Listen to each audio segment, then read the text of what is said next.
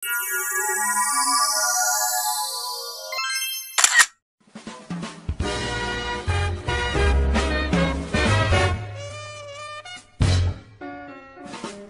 Κυριακή το μεσημέρι, με το πυρούνι στο ένα χέρι, μαλλιά κουβάρια θα γεννούμε, από το τραπέζι νηστική θα σηκωθούμε.